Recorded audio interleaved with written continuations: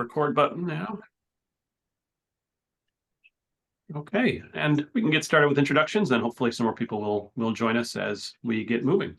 Hello, everyone, welcome, and thank you for participating in the SuperCrowd 2023 conference. I'm Andrew Savikas, publisher at yieldtalk.com. It's an investor education and research site. I'll be moderating this panel discussion, which is Invest Like a Pro. Today's session will be recorded, and as a reminder, outside transcription or other recording bots aren't allowed and will be removed. The online alternative investment ecosystem has really expanded in the last few years, I think, as everyone here knows. A lot of asset classes that used to be really difficult for ordinary investors to get into are now opening up. And it's not just startups, although that's obviously an important one. There's also real estate, art, wine, litigation finance, collectibles, farmland, and many more. But that also means it's more important than ever to educate yourself before you make an investment in one of these sorts of things. We're fortunate to have an exceptional panel of experts with us here today to share their experience and personal perspective and offer some guidance that you can use to help find your own next alternative investment. So I'd like to quickly introduce our panelists for today. Tawana Rivers is an entrepreneur, investor, and 30-year HR professional. She's the CEO of the 10K Project, a community focused on raising capital for Black founders and educating investors on wealth building. She's the president of Blockchain Investor Group International and the founder of OEO Holdings, a micro private equity firm that focuses on buying profitable cash flowing businesses. Tawana, welcome. Dan Devlin. Dan is the co-founder and director of product at Dorio, a leading education company creating advanced tools to teach the fundamentals of venture capital and startup investing. Dan led the creation of Dorio's excellent fantasy startup and award-winning investing simulation, certifying users on the 5 factors of financial sophistication. Dan's currently developing Dorio Venture Club, which is an investing community that makes building a Reg CF startup portfolio easy, affordable, and educational. Welcome, Dan. Thank you very much. Karen Rands. Karen left her management career at IBM and became the managing director for a top angel investor group in Atlanta. Karen's the founder and leader of the Compassionate Capitalist movement. She's also the podcast host for the Compassionate Capitalist Show and the author of the best-selling book, Inside Secrets to Angel Investing: Step-by-Step Strategies to Leverage Private Equity for Passive Wealth Creation. Welcome, Karen. Hello, everybody. And last up is Eric Cox. Eric is the head of growth at Net Capital, a registered funding portal headquartered in Boston that helps investors find and fund innovative startups. Net Capital was named the #1 best crowdfunding platform out of nearly 4,000 nominees at the FinTech Breakthrough Awards 2 years running. Prior to joining Net Capital, Eric practiced at the corporate law group at Cooley LLP in their Silicon Valley headquarters, where he specialized in emerging companies, venture capital, M&A, and public capital markets law. Welcome, Eric. Thanks, Andrew. I certainly expect certainly if it's based on our prior conversations as we prepared for this, I expect a fun and lively discussion. And it will be even better with your questions out there in the audience. So please feel free to put questions or comments in the chat, and we'll do our best to incorporate them into the conversation along the way. So let's kick it off. The advice that I've heard more than once, and I'm sure some of you have as well, is there's advice out there that says invest in what you know. It's often attributed to Warren Buffett in the context of public companies. In his case, companies like Coca-Cola, Kraft Heinz. But how does invest in what you know apply when it comes to things like alternative investments? So that's the first question put out there. And Karen, I'll start with you. Well, okay, so my belief, and I think this is probably the same reasons why Warren Buffett would, have this, is that the worst thing you can do when you're first starting out investing or investing in entrepreneurs is invest just on emotion because they have a great video or something like that. And in order to be able to discern if a company's unique value proposition, their problem that they're solving, whatever it may be, is valid, is you have to sort of know something about the industry or something about the problem that's being solved. And so that's why you start, and there's so many opportunities. I just had this conversation in my class earlier today. There's so many opportunities out there, you can become overwhelmed. So in order to, and you can be like, oh, I like this. They're all like shiny objects. Oh, look at that one. Look at that one. Like yesterday, I had like 3 of them from the pitches yesterday, right? And so, you have to think about your sort of avatar of what you know and run it through a filter like that so that you can be more confident in moving forward, that the way that company is solving the problem, because there's usually multiple companies trying to solve the same problem, is something that you believe that's the best solution, so you can be confident when you decide to invest. Yeah, that's great advice, and I certainly have experienced that shiny new feeling myself. Sometimes you see these things and you're like, "Oh my gosh, that looks amazing," but sometimes it's important to remember that there's more to it than just that. The panelists, do you have anything else you want to add, Tawana? Looks like you're nodding your head there. Yeah, when I remember first hearing this advice, thinking it was just talking about products, right? The products I use. And as I developed into a more knowledgeable investor, I realized it's everything I know about the world. Like, it's so much bigger than the ketchup I use, right? And so really taking into consideration, what do we know about the economy? What do we know about different industries that may be booming or that may have already boomed, right? And really taking all of that into consideration as well. Yeah, that's a very good point. Eric, I see you nodding your head as well. In agreement there?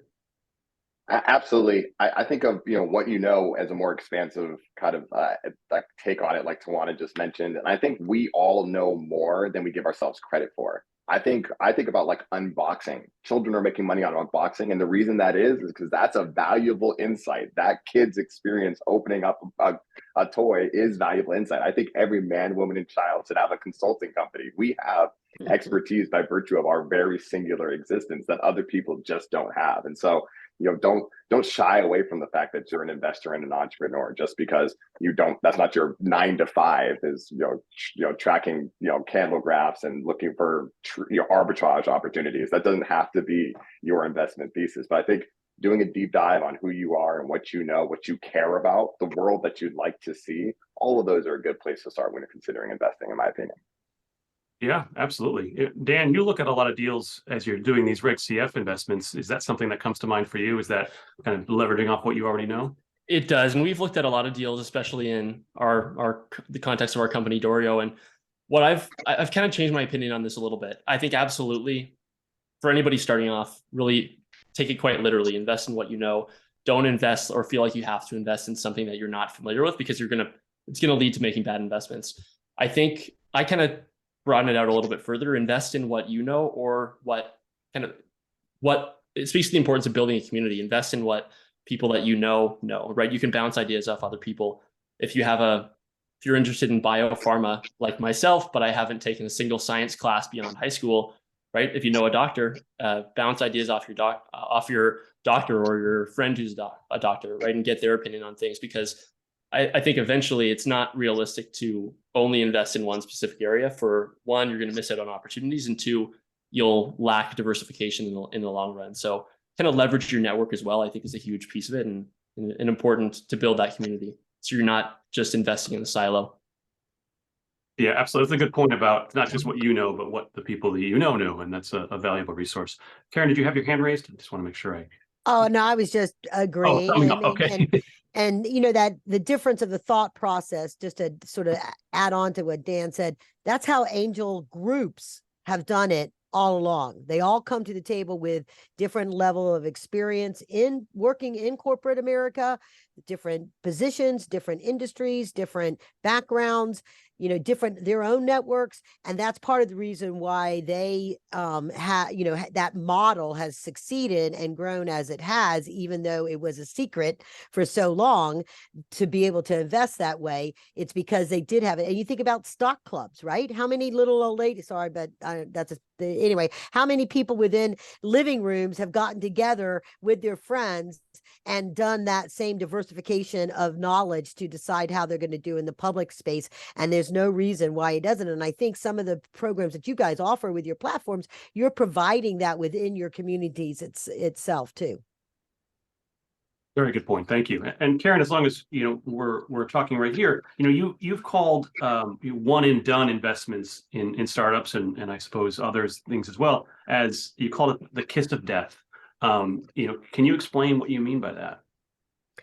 So this is where and I've seen this a lot of times when people, particularly if they go kind of like to friends and family, or somebody thinks they're going to be an angel investor. It was my fear that would happen, that one, people would invest on emotion, and two, they would only make a plan to invest in one company, when I brought out the book in response to the Jobs Act, because I wanted for people to know, in order to be successful and to create the 3 times the investment that investing in entrepreneurs is supposed to generate compared to real estate and stocks, it's because you have a diverse portfolio. It's because you have a strategy of how you are going to go out, and in my book, I say 5 because I didn't want to intimidate people, but really it should be a strategy to do 10 investments, 10 some kind of way of helping entrepreneurs, community, Reg CF, Reg A plus, whatever, across industry, different stages, all that stuff, so that you can build that out. And if you do just one, right? Everybody, all the VCs, the whole way they came up with 10, they all want to go for the company that's going to do a 10x return. But if they could all pick 10x return, we wouldn't have the scenario of the turnout of 10 companies, right? So how do you know that one company is the 10x or the flat tire? So the only way to really protect your investment and your passion for investing in entrepreneurs is to have a plan over some period of time, depending on your liquidity, to make 10 investments, whether that's a year, 2 years, 3 years. You're just so disciplined in the way you're approaching to go about that. And that's the way it also helps people that are new to the idea of an investment that's illiquid feel much more comfortable with that. They can go at a pace that they want to go, with a financial commitment that they're comfortable with. Just avoid the old idea, one and done. Absolutely. Now, Tawana, I see you nodding there, and I also know that you help coach investors on not just startup investments, but real estate and other kinds of businesses. Does the same advice apply there, when in terms of trying to avoid the one and done phenomenon? It absolutely does. Just this week alone, I had 2 companies in my portfolio decide to not do business. One announced they were up for acquisition, and the others just said, I'm going to close the doors. I don't have the capital that I need, and I can't keep funding this out of pocket, right? If I would have only had those 2, I'd be really sad right now, right? But instead, I can come here and still smile because I follow Karen's rule, right? And I've got a lot more than that. And so it absolutely applies, I think, to all asset classes. I mean, the diversification is the name of the game, right? And by definition, it means more than one, right, asset class. And so that tells us right there that we're supposed to be doing more than just the one and done. Yeah, absolutely. And Dan, I've actually been through the Dorio simulator, and I found it a very, very educational experience to go through. And I noticed that it's really that's one of the things. I mean, you even have a minimum number of investments that people have to commit to. I know they're investments. It's a fantasy environment, but can you say a little more about what you're trying to teach there, and how do you reinforce that message about not just trying to do the one and done approach? Absolutely. So for context, for anyone else who hasn't played our simulator fantasy startup, we take 50 companies from the real world, and I condense the timelines down from years to days, and give you play capital to build your portfolio and invest, and then see the results over weeks instead of years. We, like Andrew, like you said, we pretty much force users to invest in at least 25, so at least 50% of the deals you see you have to invest in. And over that couple of weeks, they are really seeing, and with every single company they view, they're seeing an analyst say diversification is key. Those words kind of haunt me now. When I go to sleep, I hear those in my head, right? And that's really what we found, is that the users who get through the program, who go through all 50, make those 25 investments, it's drilled into them from the start that when they do go out and start investing on their own, they know inherently that diversification is really the name of the game, like you said, Tawana, and that's kind of from I think the likelihood that they'll make some catastrophic first investment, like most of us probably have horror stories of, that's significantly less because they've been through that training program. Absolutely. Eric, I imagine at Net Capital, you deal with a lot of startup investment novices. What kind of advice do you have for folks just getting into this, sort of building on what the group has already said? No, it's true. I'm so grateful. We have all of our investor base over 100,000 users, and they run the whole gamut from kind of first investment early, just thinking about what is this thing, all the way to sophisticated investors reviewing the Form C, looking through the financial statements and deciding if the balance sheet looks good enough for them. And I love that, because you really get to see people progress in their journey. And I think that's part of what Reg CF has been really all about, is keeping those investment minimums low. We try to keep our investment minimums right around $100 on our platform. So that exactly for that reason, you can put a couple hundred towards a revenue generating company, and a couple hundred towards a full-blown moonshot kind of pre-revenue, hoping for the best of something cool. And I think that's a really important piece of the puzzle. I tell our investors all the time, consider your goals and risk profile first. If you go into a grocery store hungry, you don't have as much control over what you end up walking away with. So I like to tell people, before you even look at the investment opportunities, decide, who am I? What is my risk profile? How much exposure am I comfortable with, right?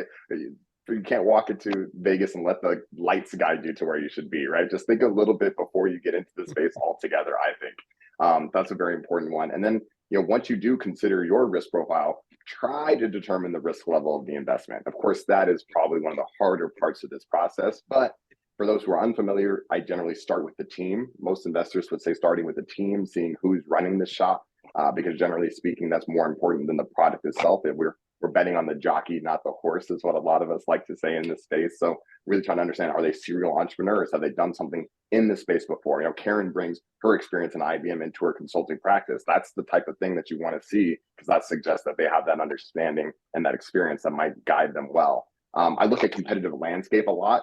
I look for incumbents that could easily enter spaces. I'm always a little bit concerned about the Googles, the Apples, the Microsofts of the world that could enter a space that you want to get into, and they could, arguably put unlimited resources behind entering that space, and that might not be ideal for early stage companies. And then lastly, so I don't monopolize the conversation here, I look for defensibility probably more than most, probably part of my legal background, but I actually do look for their patent claims. If they claim IP, I actually review the patent claims to determine if I think they're pretty defensible or not. I look for traction as a great defensibility moat. That people like your brand and love using your product. I'll take that over patents generally, me personally, because if people love it, that helps a lot. And then the last piece that I really want to share, and I think I said that already, the last one was supposed to be the last one, sorry. But the very last piece here is, please try not to let the investment amount so far be the only factor on Reg CF. I get that that's one of the biggest pieces of social proof. You see a company that's already raised $1 million. Yeah, I want to put my dollars next to those dollars. And I get that. That's a really good social proof. But we just had an investment that only raised $40,000 on the platform, but then they got acquired for 5x.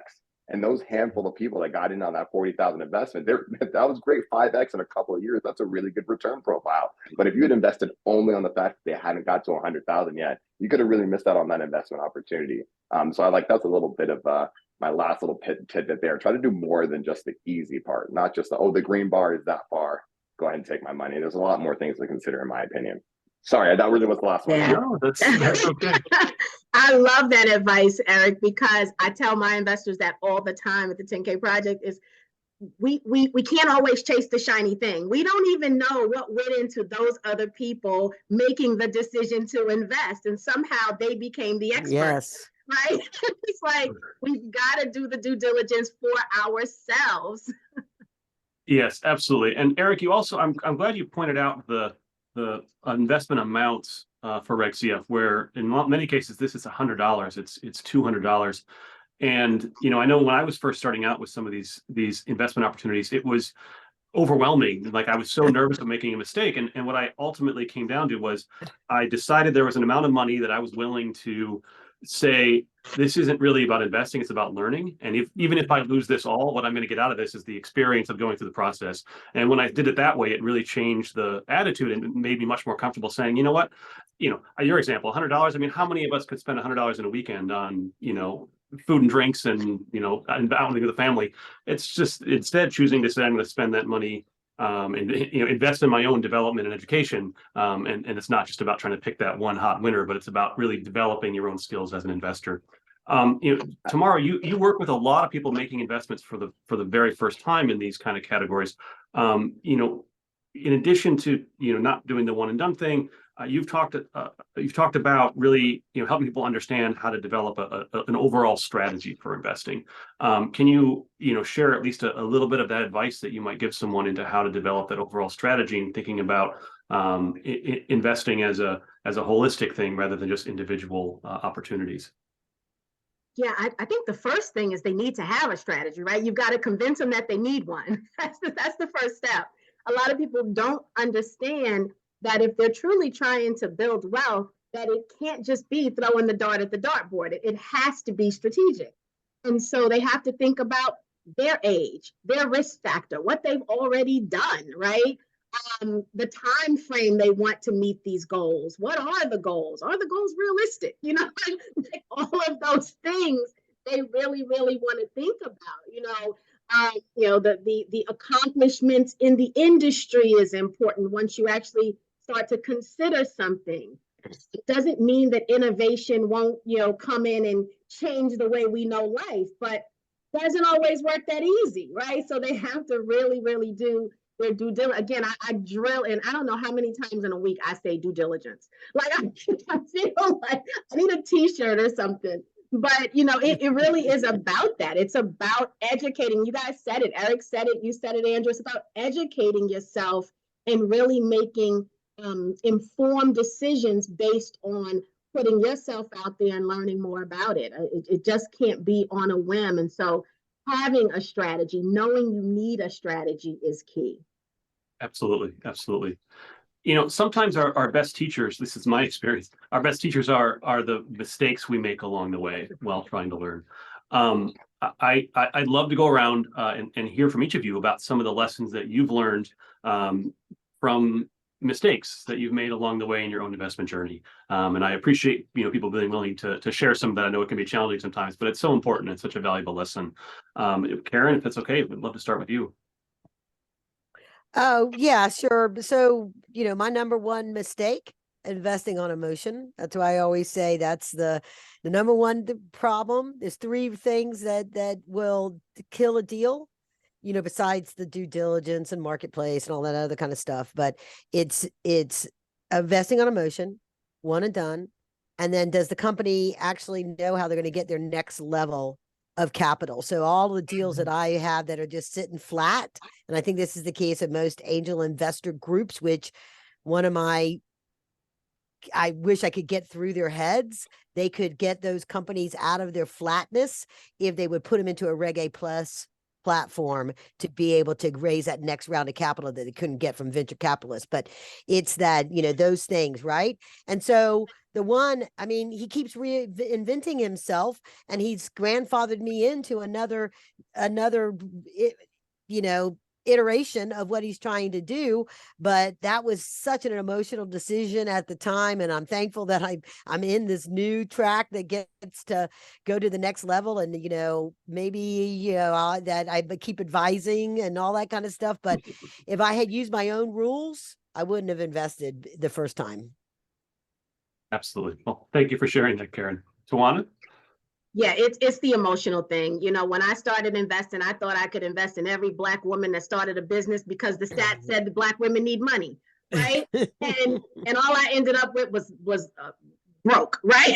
So, because it's just not realistic, right? It has to be about the profitability. This is investing. This is not GoFundMe. And so once I remembered the strategy I had created for myself and stepped out of emotion, things started to look up, right?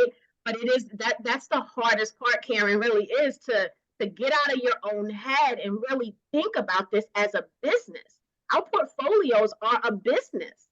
They are not charity. And so, that got me in a lot of trouble. I realized I could not save the planet all by myself. And I tried. Yeah. Well, thank you for sharing that, Tawana. Dan, you want to add in? Absolutely. So Tawana, you said earlier due diligence. You say that every single week.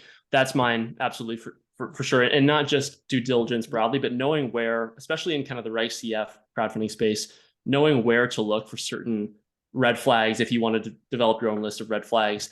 My example was last year there was a company, Now RX, which is kind of a crowdfunding darling for a bunch of years, raised 3 or 4 pretty significant rounds. I invested in that company, and it came out after their round about a year ago.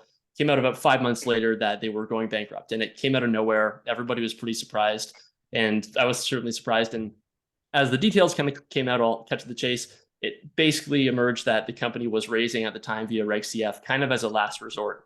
I don't want to make any broad assumptions, but that's kind of what it was. They couldn't get VC funding and came to the crowd knowing full well and not really telling everybody that it was a last resort for them. So that taught me that there's very specific places you can look for certain signs and indicators. Like if I just done some back of the napkin math of how much money do you have in the bank, how much are you burning per month, what is your runway based off of that, and then how much are you raising right now, and if the round were to close today, how much runway does that give you? And if I had done that very basic addition and subtraction, I probably would have realized and not have been surprised 5 months later when they went bankrupt.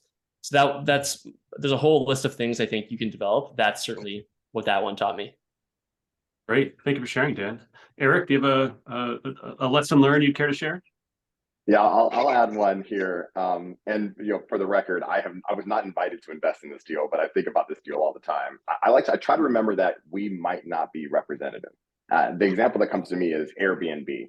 There was nothing you could tell me that would convince me that people that had these assets would be willing to let other people come into these assets. I was like, I just felt like there was a supply and demand issue. Yes, I want to stay at your house. Will you let me stay at your house? And then I don't want you to stay at my house. And so I couldn't wrap my head around it at all. But clearly there was the opportunity, the market, there is product market fit there. But I think one of the things I learned from that experience was it was really just that one asset that I was struggling with. The model I believed in very fully. So I love Turo. The idea that I have a car sitting in my garage, I work from home, I'm really grateful for that experience, but it just sits there. And there are people who are interested in just for a day or so or a couple hours taking that car and going. So the kind of the timeshare, market share kind of model I believed in, I struggled to get my head around the exact asset type. But again, not always representative. And that's why I think, to Dan's point, that community element is so important. Having a group of people with different perspective to kind of bounce ideas off of. I think more people thought that was a great idea than I did, and that was a good thing to keep in mind. Absolutely. And in the chat, I see Victoria added a comment about being able to invest 24 hours a day is highly risky. Certainly in some cases it can be. I think there's certainly FOMO is another challenge here, where if you pointed out earlier, Eric, about like not following the herd there, but sometimes like, oh my gosh, everyone else is going to get rich if I don't get out, I want to be in on this. And I think that's an important one for people to remember, is that, there's always going to be even if you don't get in on this deal, there's going to be more down the road. And I think partly because of this ecosystem, that's even more so the case. There's even more opportunities for people. We've talked about startup investing. Obviously, that's something that a lot of folks here are involved in. But this ecosystem is again much bigger than that. It's real estate, it's art, it's oil and natural gas drilling rights, it's music royalties, it's farmland, collectibles. In fact, I just read the other day that the horse that won the Kentucky Derby was 25% owned by an investment platform, where all people who had done fractional investments in thoroughbred horses. Are there any asset classes out there that you would tell a friend or family member who came to you to absolutely avoid entirely? Eric. Again, everybody's investment thesis is their own. So this is just something that I avoid. I think about the cost of maintaining some of these things. For example, I'm a big fan of Masterworks. I think it's pretty easy to insure and protect fine art. You could keep that storage. You could do they could protect against the environment and do all those things well. I struggle with the version that is doing that for luxury cars, for example. I don't know exactly how you stack these, or it seems like a lot of space to protect these cars and keep them in a way that they can preserve. The horse one would probably be an example that I'd struggle to wrap my head around. Like, how are we going to protect that asset? But I do think about these assets. You own a piece of it, and then once they are eventually sold, you get your return. But I like to think about what's that middle period of time? How are we protecting that asset from the time that you invest in it to the time that it's sold? I think sneakers are pretty easy to protect, and that's like small and compact and can have some good value. So I just think about that model in between of insuring and protecting the asset on the way to sale. Yeah, that's a good point, Eric. But I don't think I would tell anyone to avoid anything. I think all asset classes are options. I think what Eric said though is you've got to decide how to handle them, how to manage them appropriately, right? But yeah, consider all the ways to make money. Consider all the ways that people are getting rich. Just make sure you're not doing it without the education that comes with it. I think about rare wines. I'm a wine drinker. I don't know how to keep a rare bottle though, right? Probably wouldn't do that until I learned how to protect a rare bottle. So I think it's really all goes into that educating ourselves on all of these things that we hear about that have potential, and some of us discard them because we say, "Oh, I don't know where would I keep 5 luxury cars?" Right? Well, that could be a very profitable investment opportunity, but take the time, invest in yourself by getting the education required to learn how to protect those assets. Yeah, absolutely. And that gets back to the low minimum opportunities here where, you can get a chance to learn more about these asset classes for, it's not like you have to write a check for $100,000 to try some of these things out. Karen, you had your hand up. Well, I think one of the types of investments that is even less known than, investing in crowdfunding or direct public offerings. And that kind of goes to some of the community investing conversations that were happening in the prior session. And that's where the investor can be the bank, if you will, to a local business that it's sometimes they get their next big order and it's, they went from a trial to a full national rollout. How do, but they can't get the purchase order financing because you got to have, 30% of whatever that order is in the bank before that offshore manufacturer is going to start the manufacturing process, right? So that's a good way for a local business owner to provide short-term capital, make some money that they get comfortable with the process, and they can, compound that as they do it again and again and become like the line of credit for it. And that's one of those areas that I don't think people think about hardly at all. And it is a really terrific area where the banks, they just don't have the ability to get that loan from a bank or the purchase order financing arms or whatever, and they can work it from a local business person. And I'd like to see more as we grow this awareness of all these different ways to create wealth by investing, financing entrepreneurs to bring their innovation to market, to bring their unique solution, to create those jobs, that it will open up the world, the mind space of everybody on the potential of how they can make money alongside the entrepreneurs that they're helping out. Yeah, that's a great point, Karen. And I've looked at, well over 100 different investment platforms, and I am still surprised at the ones that come out there that just are super interesting asset classes that I would never have known about or heard of before. And I think you've talked about like inventory consignment is one. There's Kick Further does that. Merchant cash advances, Supervest does those. There's just these super interesting ones that, yeah, I think, Tawana, to your point, sometimes it's about being the bank, being the financing arm. It's not always about, trying to take that moonshot and get in on the next unicorn. Absolutely. Now, one asset class that tends to be a bit of a lightning rod in conversations about alternatives is crypto. I'm curious to get your perspective on crypto as an investable asset. Is that something that you would consider as one of these things that people might want to think about in their portfolio? Anyone want to take a stab at that one, at that lightning rod? Yeah, I'd say yes, absolutely, but understand the volatility, understand the risk. Absolutely. Karen? I'll add. Go ahead, Eric. No, please, Karen. So I have a perspective on it that crypto is very volatile. It is worse than entrepreneur as an asset class where there's not an asset tying it up. It's usually based off of the value of the next transaction. Whereas blockchain is huge. And it is underlying. Crypto is just one application on blockchain. So I try to dissect the two terms from each other for people to understand, because NFT, even though that non-fungible tokens that people may they don't know what that stands for, it is something that people have a harder time even to wrap their brains around, but it is so much more tangible than just an ICO. Right?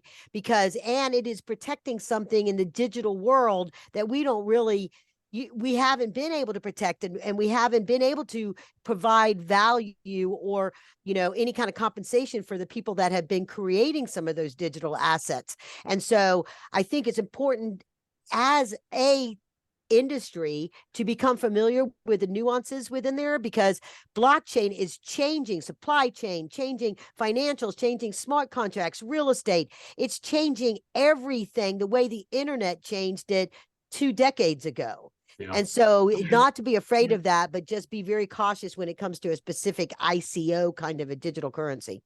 Karen, I always say that crypto is the car, blockchain is the road. Yeah. I mean, it truly You're is. right. It's the catalyst to it all. Yeah, that's a great way to look at it. Now, something else that I've seen in this space is when a prospective investor goes somewhere like Net Capital, for example, Eric, you're seeing generally a very polished, very comprehensive presentation from the issuer looking for capital, and of course they want to put their best foot forward. At the end of the day, I think it's important people remember that is what's happening. It is, in some ways, it's marketing from the company trying to raise money. What advice would you have in how someone should balance the information they're getting from the issuer, which of course does include Form Cs and documentation, but how do you balance that with other sources of information to really round out that due diligence perspective? Oh, that's such a good question, Andrew. I like that one a lot. You're right. So these are, we at the portal, we are kind of primarily there for investor protection. That's kind of how it's designed. That's why we're members of FINRA, regulated by the SEC, audited regularly. So that helps keep some parameters and guide rails in place. But that being said, you're absolutely right. We refer to the offering page, the investor-facing document, as largely a marketing material. So you do have to be able to kind of go through, like Dan said, and try to find those things like, what does it look like? What's the runway look like? What is the burn rate? Do we have a chance to be able to use this capital to turn to really get the engine going? And so I think one of the things I like to do, there's always a discussion section on the offering page, but kind of required by law. If you have a question, engage with that. Don't let that be a threshold to keep you from investing. If you need to know something, go ahead and do that. And then I think also, actually communicating directly with the founders is helpful. Are they in your area? Can you press the flesh? Can you actually get to meet them in person? Can you grab a beer or a coffee or both and get to know who the individuals running the shop are? I think that's really helpful. And then I've always been one of those people that actually asks to try the product. It's shocking how few investors actually go ahead and just really play around with it, touch it, feel it, ask other people what they think about it. And that helps you really see the vision and understand where they are and where they want to go. Super quick example, and this is not an investment recommendation. I remember when I first got the product, and this is 20 grams of protein right here, right? This is where I had to believe in the company when it was at this stage. I had to still believe in the company when it got to this stage, and then now here we are a couple of years later with like a fully polished 2 ounce 5 hour energy size, 10 to 20 grams of protein. But this was the hard part, right? This makes a lot more sense than when I was telling my wife that I was going to try this, right? And I think actually asking for the product, understanding where they really are in the stage of their growth journey, and then feeling and meeting the team and whatever they are selling. I think those are really important to be able to look through the marketing materials. Absolutely. Karen, yes. Well, and a big part of it is this, we're believing when they say they don't have any competition, right? There was I forget what the company was yesterday, but I was like, I've seen a similar business or somebody trying to solve that problem at least 3 times in the last, 12 months, So I tell folks, if you find it, and even there was one really exciting, got so excited last night about the company that had the renewable hardwoods. And I like was messaging people that are in the environmental space with me about it and stuff like that. And they came back with some things. And then today in my class, I said, so here's the thing, if that's a passionate solution, I don't know their business model. I don't know exactly how they structure all that stuff. It would take a little, additional, but if your thing is finding a way to do a sustainable, reusable building material there's also companies that are trying to take stuff out of our landfills and make that into building materials. So go look at the different ways that companies are solving the problem that you're passionate about, and then pick the one that has the metrics that fit your avatar of investing, right? Your way you want to get paid back, and then invest in that one. But when you get an idea and you're really excited, avoiding the emotion side, Google it. Go to some of these other platforms that you've joined and see who else is solving a similar problem. Absolutely. Absolutely. There's 2 points I'd love to comment on. Karen, Please. I love when you said the competition. That's kind of one of my red flag checklists, right? Is when a company says we're the first in the space, we have no competitors. From looking at a ton of deals, that's kind of what I found, is that if you hear that, they're either lying to you, they're ignorant of their own industry, or they're not solving a big enough problem, right? Where if they really are the only one, maybe the problem isn't such a problem after all. That's a huge thing on my list. And then Eric, to quickly comment on your point about, reaching out to the founders, trying the product, that's so important, I think, because one of the weaknesses of crowdfunding, in my opinion, is that lack of direct access to the founders. You're not across the table from them. You can't ask the questions a VC or an angel might ask if they have them in the room. Multiple occasions I've tried to get comfortable with asking tough, nuanced questions, and a couple times the founders have replied and offered to have a one-on-one call for what could be, from their perspective, a very small investment. And it kind of speaks volumes to, I guess, the response, to put it differently, the response you get from them on the hard questions tells you a lot about the company and the team. Great insight. Thank you, Dan. Now, I would, we're running short on time, but I feel like I would be violating some unwritten rule out there right now if I didn't at least ask the question: what do people think is going to be the role of AI in finding and in navigating the investment landscape, from due diligence to investment selection, or anything else that's come to mind in what you've seen in your travels? I think it's going to be huge. I mean, I have to admit, I have already fallen victim. I don't know that a day has passed that I have not logged into ChatGPT and asked it to do something around wealth building or answering a question for me. I mean, it's amazing, and I think we have to use it, but I think we have to be responsible, right? And I think we've got to understand what it is we're doing. But to think we're going to blink and wake up the next day and it'll be gone, it's not realistic. So we need to get in on this early, understand how it all works, right? And understand how we can leverage it for our businesses, for our communities, so that we can, be better at the things we're trying to do. Absolutely. So Karen, I would, I would add to keep in mind, elements of artificial intelligence, basically algorithms, have been involved in what we have taken for granted. Google, for example, uses that to go into the stuff that's out there on the internet. So what you got with a ChatGPT is a higher level of precision and knowledge and speed in which it learns. It's a better learning tool. But to the point of writing prompts, I recently decided I already had my show notes from everything, but I would give me a summary and 3 points on this podcast, listen to it. And it came back with completely different elements than what was in. And I was like, was that the same podcast that I recorded? Like, how did that happen? So then I had to go back and say, this podcast deals with investment in sustainable energy and green economy. It's an interview. Now tell me. And then it came back and it was spot on. Right. And so, it was, that was a wake up call for myself on it's a productivity tool for me, but it's not a replacement tool. Yeah, absolutely. You're right. They got to be careful. And Victoria mentioned this point in the chat. ChatGPT is very good at bullshitting. I totally get that. Yeah. Well, this conversation has been absolutely fantastic. I really appreciate it. I want to thank Karen, Tawana, Dan, and Eric for sharing their expertise. Thank you in the audience for participating. I really enjoyed this. It was a pleasure and a privilege to have the chance to be here for this conversation. And I hope you all have a fantastic rest of the event here at SuperCrowd 2023. Thank you all so much. Wonderful.